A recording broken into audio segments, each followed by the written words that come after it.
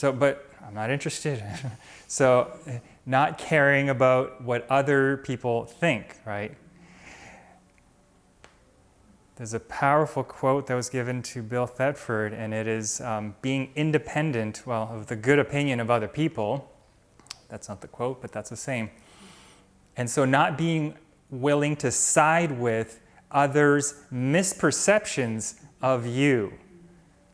Being absolutely committed not to join with others' perceptions or misperceptions of you, including misperceptions of myself, me of myself.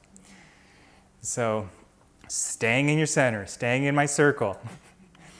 Things will come, things will happen, attacks will come, expectations will happen. This is all of our stories, right? So, being so uninterested in it. That's the goal.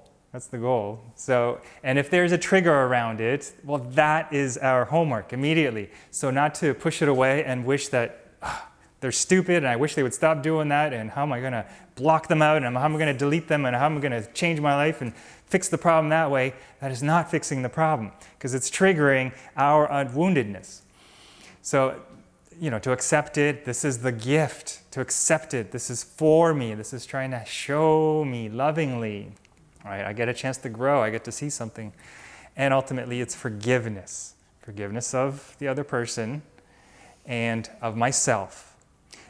But kind of the deeper description of forgiveness, not judging it or labeling it as that was bad. No, it wasn't bad. It wasn't good. Just staying in that constancy of non-story. Don't make up a story. Stay in the peace. That kind of profound forgiveness. And not overextending myself, not knocking myself off balance. So as long as it's very simple, right? That's very simple theory. Yes. And if we do it though, it resolves everything. Sooner or later. This lifetime or another. It has to. As long as we don't attack back. Our job is not to get defensive and arguing back and lashing back and counteracting, because as soon as we do that, I am now co-creating literally that, whatever's going on. And now I'm creating that. Nobody to blame but myself. So, not giving my power away. I keep the power. I don't waste my energy. I don't waste my energy by giving it away to what somebody else is actually thinking. That's a waste of my attention and energy. I've got 24 hours a day. Why would I spend it and expend it and weaken myself? So, staying in the light and non-judgment, seeing through the eyes of, higher understanding, the eyes of compassion, and then things kind of take care of themselves. Life has a way of taking care of things. So in this example, this person came around. They totally apologized. All is well. Realized there was projections going on. There was expectations. They described their own past history.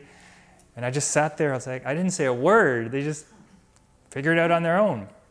And I just keep on going on. That's kind of the goal. That's the ideal. Don't have to lose sleep over that. Yeah. So that sense of not needing to defend ourselves, that's a massive lesson. Lesson 135, 153. It's like in my defenselessness, my safety lies. Because if I am the light, does the light need to protect and guard and fight back and protect itself? The light is the light. No defense is required. So pure consciousness is just pure being. The more often I associate myself to that, what's the fuss about it? And then things resolve on their own. It's much easier that way. So lesson 135 is, if I defend myself, I am attacked. I'm only attacked if I defend myself. Figure the logic on that. The truth doesn't need the defense. And lesson 153 is, in my defenselessness, my safety lies. Remain defenseless, peaceful, right? Okay. Non-combative. But you have to be anchored, not just... But the thing is, if you do it from your ego perspective, where you're like gritting your teeth and you're so fuming and you're like, I'm not going to defend myself. It's not going to work. You have to know what to fall back on, and that is your true self. You have to, re-identify what we really are. We're the light. We're the Christ consciousness. We are the God consciousness. From that as the context and the foundation of our identity, now you realize, oh, that's why I don't have to defend myself.